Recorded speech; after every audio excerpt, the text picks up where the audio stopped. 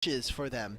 How can they maximize the amount of gold that we can get someone like Sara on this Italy? Because Karthus is not particularly very dangerous in the early game, and you can invade. With being picked by Jiaozi in game number 1, not a possibility. But instead, he's going to be the target on the Aatrox this time around. Pops the world ender, but the rest of his squad has arrived. Jue just gets caught under the turret, and it's RNG picking up first blood.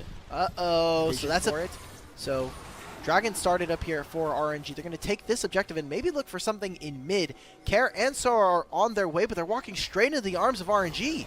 Lola looking to try and punish here. There let's go, Lola. Tangyuan all the way from underneath his own turret. Care just goes down. Jachi gets on the board. And so RNG, despite all the shenanigans that have been happening in the jungle, find themselves up 2 kills, up a dragon, up a little bit of gold, and dinged 8. So not too big of a difference in terms of XP right now.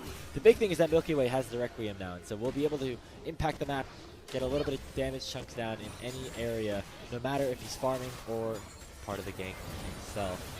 Next spawn of Grubs available. FPX certainly want to pick this up to get themselves closer to that piece of strength. And they're going to start with an engage onto said jungler. Milky Way gets bursted down with the help of Jue, and a big Fate Sealed is going to try to turn things around for RNG. Already 2 are dead on the other side. Jiaozi with the World Ender unlocked will heal a ton, but is not going to escape the wrath of Care, who now is just eviscerating people with the Gatling gun in the front line. That is another kill for Care. Bot flashing over. That's the counter aggression we were talking about, but Jachi will answer right back with a kill of his own. The 80 carry duel goes RNG's way. Sheer trying to take him down and will, despite the rocket jump lumbing through. Tangyuan flashes over. We got chaos in the mid lane. It's 10 kills so far in this series. And fun to watch, especially for a region that has produced so many great 80 carries in the past. So only nice to see the new class of marksman players coming on through from the LPL. But for the time being, it's going to be Tangyuan actually soloing the Dragon for his team. And that'll put them at 2 epic monsters. We have the Dragon spawning in 5. We have Herald in a minute. That right, very easy for him to just walk up and delete a turret. So that right there, got to show a bit of respect to your opponents. And we'll see what the setup for RNG is going to look like. They are constantly just kind of pushing out from mid, utilizing this Tristana to get a bit of mid push. But Herald is now up. And we're going to start to do our little dance. Not the Baron, but still a big objective, especially for somebody like RNG. You have a lot of turret taking power with the Tristana, with a burst open mid would be huge. And right now it looks like they could be in that position as Jue just gets one shot. It's Lola picking up the kill, but Jachi did most of that work. But he went aggressive around this area just a few minutes ago. Oh, Saro, no! Saro, who might have bit off a little bit more than he could chew, and Jiaozi flashes in with the World Ender and picks up the first reset of the fight for RNG. Care backs away. We'll be able to play these front and back team fights correctly with bot. They're going to get their turret here. FPX in a good position, but right now it is RNG leading the charge, setting the pace of this game number 4. They trade towers. Care's able to pick Wait, it who up. got it first, though? Oh, sorry. That they're going to be looking for this. You have Otacon spawning in 20. You have Dragon that is now available, but you have Grubs. Any bit of damage you either do to champions near a turret or just hitting the turret, you should be able to evaporate this. And it's a cannon minion wave. Just look to trade this objective. You'll be stronger potentially on maybe that 4th Dragon. Tangyuan is finishing this objective by himself here. Yeah, and I don't think FPX really realized it until now with that scribe being placed. Looks like now Milky Way is the option. Milky Way gets caught. He still has the passive, and the Requiem will come out, but that's a big member of RNG dead. Tangyuan in trouble. The Dragon is still alive, and that means that FPX could claim it if they win this fight. Jachi still alive. So is Jiaozi. Lola looking for potentially an escape route, but not going to find it. Saro picks up the kill. It's 3-0 FPX, and they're not done yet. Jachi has to flash away from the Lily Spear, and Tier 2 is now on the menu for Fun plus Phoenix. Screw the Dragon, they're headed towards Otacon. Oh my god. Milky Way, we gotta flash these objectives, man. Come on. We can't just be letting the Leona ults land on us. The first time, fine, I can get it. Maybe the hitbox looked a little strange, but that time, dead on to rights. Milky Way gets caught. It ends up being a huge fight for them. Like you said, not going for the Dragon. I think you're perfectly okay with just trading for a voracious Otacon buff in your back pocket here. It's going to be RNG finding themselves at Soul Point here, but that buff is just too OP, and we'll see what they're able to do. Able to get out of these fights just a little bit earlier. So instead, FPX have the Otacon buff. I'd imagine they really try to force hard for these next couple of minutes when they have this revive available to them. They don't necessarily need the Baron to push that, to have the good push, because they have double marksman here to clear these waves out. Tier 2 now on the menu. Looks like RNG gonna try to find a response. Got hit again! Kind, but they already have Milky Way chucked to half HP. They hit him with a spear and another Leona ult. And this is more of a damned if you do, damned if you don't situation, because if you're Milky Way and they found another engage on you and they potentially look to try to snowball that into a team fight victory, then you're in a situation where it's, do I flash and potentially not have it now that they have Otacon buff? Or do I just say, look, if you find the engage on me, I'm just going to have to tank it. You have the Otacon buff. We just have to outweight this. And so, you know, with this Baron now spawning in about a minute or so, there's no more revive buff, but FPX still, I think, want to play aggressive here. They want to force RNG's hand while they have a lead. 5 grubs, might as well walk up on this turret and it evaporates like paper. So, they're just trying to get so much damage. Man, Sorrow from Fog of War is just throwing spears and finding HP to take from RNG. And they've got another mini wave cannon this time. Just walk up, get those Void Mites down. Tangwin has been trying to find some answers on the split push, but you're constantly getting mashed by Udyr. It is a lost cause in that manner. Yeah, I mean, Udyr can take up basically all of Yone's damage right now. It does have the Hull Breaker, so is opting more towards that side laning oriented playstyle, but of course we saw bot on the Jinx also play it and obviously teamfight because it's Jinx. Sheer doesn't know. Well, alright, this tower's dead. Oh, maybe Jachi is too. Nice buffer from the Zenith Blade. That surely could have meant the 80 carry going down and potentially disaster for RNG. You know, it's a very funny piece of kind of thing you can kind of see on the map is that red buff has been alive for Speaking of, they're going to get their first dragon, most likely, as Milky Way and the rest of RNG really focused around this Baron pit. Looks like they know that this is happening now as Tongyon has joined the area and actually forces Sorrow out of the pit at least for a little bit. Now the rest of RNG want to try to respond. FPX surely get this with the smite. Now the question is, can they get out with their lives? Not going to connect, so Tongyon has to flash right back over the wall. Teleport comes in from Care.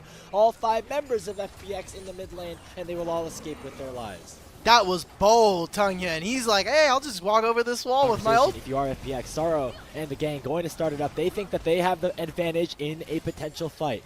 Milky Way in the area does still have the flash to get over the pit, despite there being no blast cone in the vicinity. Baron at 9,000 HP. Looks like right now FPX are trying to bait a fight.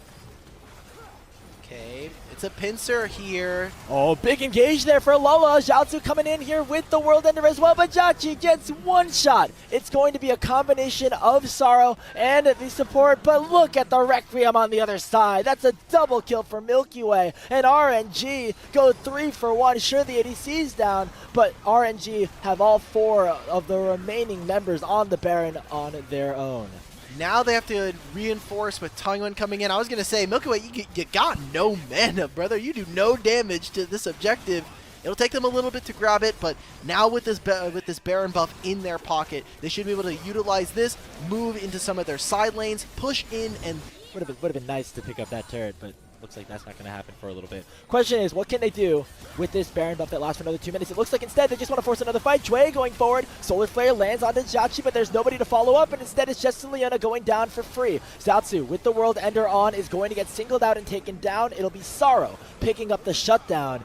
Now it's a 4v4. Dragon spawning in less than a minute. Advantage in terms of players that are on the map in this 4v4 go to FPX. Oh, Milky Way's got to be so careful. Have teleport in 5 seconds once he respawns. There's a wave bottom if they want to go for an extended flank.